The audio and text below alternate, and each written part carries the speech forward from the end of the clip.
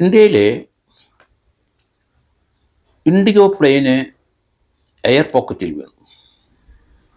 കഴിഞ്ഞ ബുധനാഴ്ചയാണ് ഈ സംഭവം. എയർ പോക്കറ്റിൽ വീണിട്ട് ആ പ്ലെയിൻ യാത്ര ചെയ്ത യാത്രക്കാരും സ്ത്രീകളും കുട്ടികളും എല്ലാം വാവിട്ട് നിലവിളിച്ചു. അവരുടെ ജീവിതം അവസാനിച്ചു എന്നെല്ലാവരും മനസ്സിൽ കരുതി. ഗത്യന്തരമില്ലാതെ ആ പൈലറ്റ് പാകിസ്ഥാൻ എയർ ട്രാഫിക് കൺട്രോളിൽ വിളിച്ചു. അവർ റൂട്ട് മാറിപ്പോയി രക്ഷപ്പെടാൻ വേണ്ടിയിട്ട്. പക്ഷേ പാകിസ്ഥാൻ അനുമതി കൊടുത്തില്ല. അതിനുശേഷം സാധാരണ റൂട്ടിൽ കൂടെ തന്നെ ആ ഇൻഡിഗോ ഫ്ലൈറ്റ് പോയി എന്നാണ് മനസ്സിലാകുന്നത്. അത് ഡൽഹി കാശ്മീർ ഇൻഡിഗോ ഫ്ലൈറ്റ് ആയിരുന്നു. ആ യാത്രക്കാർ മുഴുവൻ പേടിച്ച് വിറച്ചു പോയി.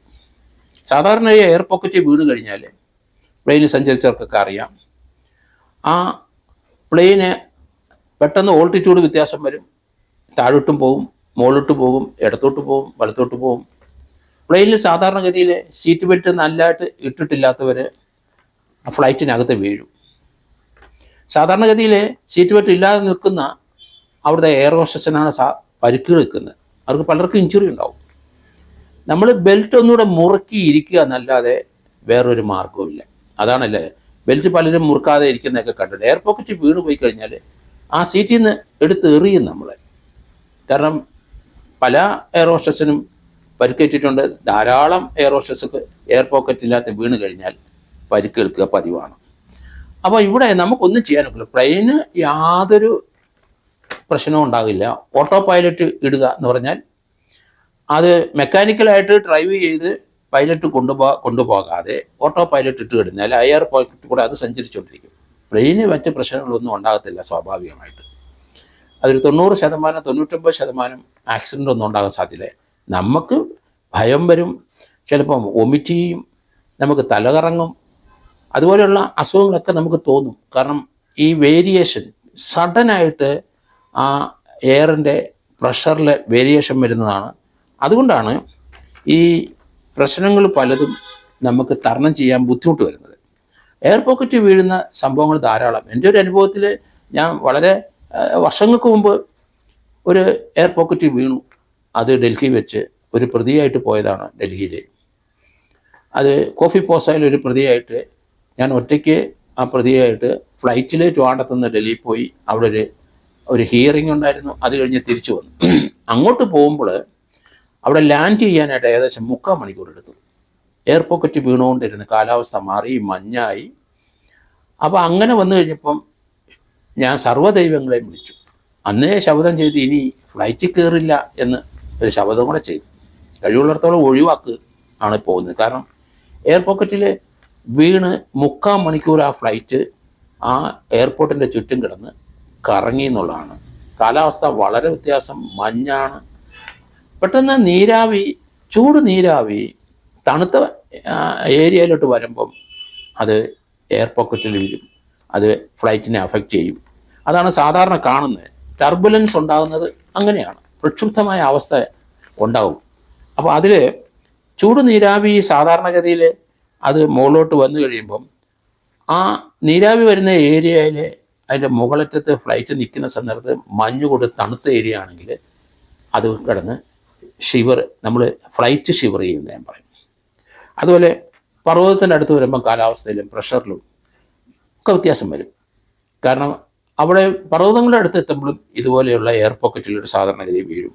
അതുപോലെ വലിയ സിറ്റികളിൽ വരുമ്പം മൾട്ടി സ്റ്റോറിഡ് 40, 60, 100 നിലകളുള്ള കെട്ടിടങ്ങൾ ഒന്നിൻ്റെ പുറകെ ഒന്ന് ധാരാളമുള്ള സമയത്ത് അവിടെയും ഈ എയർ പോക്കറ്റിന് വ്യത്യാസം ഉണ്ടാവും. അതുപോലെ തന്നെ എയർ പോക്കറ്റ് പല സ്ഥലങ്ങളിലും ഈ ഫ്ലൈറ്റ് നീങ്ങുമ്പം അല്ലെങ്കിൽ കടൽക്ഷോഭം ഉണ്ടാകുന്ന സന്ദർഭത്തിലാണെങ്കിൽ അവിടെയും അതിൻ്റെ മുകൾ വശത്ത് പെട്ടെന്ന് ചില പ്രഷറിൽ വ്യതിയാനം ഉണ്ടാവും.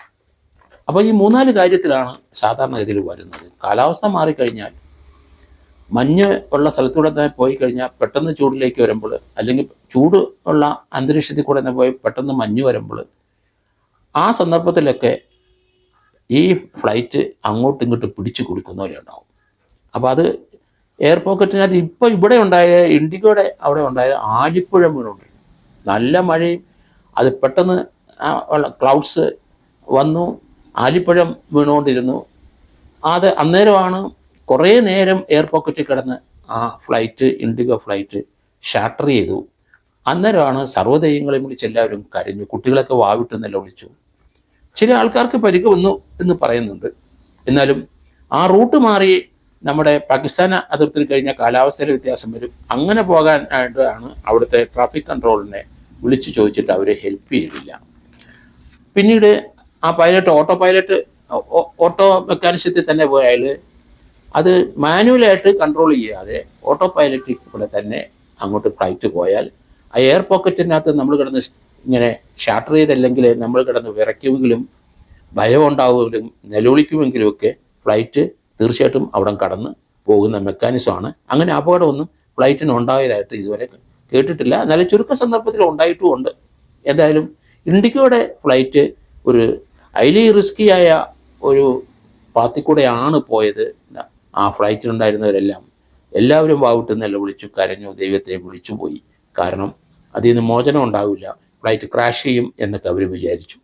സാധാരണഗതിയിൽ മിക്കവാറും ഉള്ള ഫ്ലൈറ്റ് ചെറിയ ചെറിയ എയർ പോക്കറ്റിൽ വീണാണ് ലോകത്തെ എല്ലാവരും സഞ്ചരിക്കുമ്പം അത് മനസ്സിലാക്കിയിട്ടുണ്ടാവും. പക്ഷെ ഭയപ്പെടാനില്ല. അത് തന്നെ ഏത് എയർ പോക്കറ്റ് വീണാലും ഫ്ലൈറ്റ് അത് കവർ ചെയ്ത് അവിടെ വിട്ട് അത് സഞ്ചരിക്കുന്നതുകൊണ്ട്, അവിടെ തന്നെ നിൽക്കാത്തത് കൊണ്ട് പ്രശ്നമില്ല. അത് ഫ്ലൈറ്റ് പൊക്കോണ്ടാണ് ഇരിക്കുന്നത്. ഏതായാലും ഇൻഡിഗോയുടെ സംഭവം മറ്റ് പാകിസ്ഥാനോ അല്ല മറ്റ് രാജ്യങ്ങളും ഇങ്ങനെയുള്ള സന്ദർഭത്തിലൊക്കെ അവരുടെ ഏരിയയിൽ കൂടെ ഫ്ലൈറ്റ് കടത്തിവിടാനും ആൾക്കാരെ രക്ഷപ്പെടുത്താനുമുള്ള ശ്രമം നടത്തുമ്പം അതിന് എല്ലാ രാഷ്ട്രങ്ങളും സഹകരിക്കുകയാണ്. നമ്മുടെ ശത്രുരാജ്യമായ പാകിസ്ഥാൻ അത് അനുവദിച്ചില്ല എന്നാണ് വാർത്ത വരുന്നത്.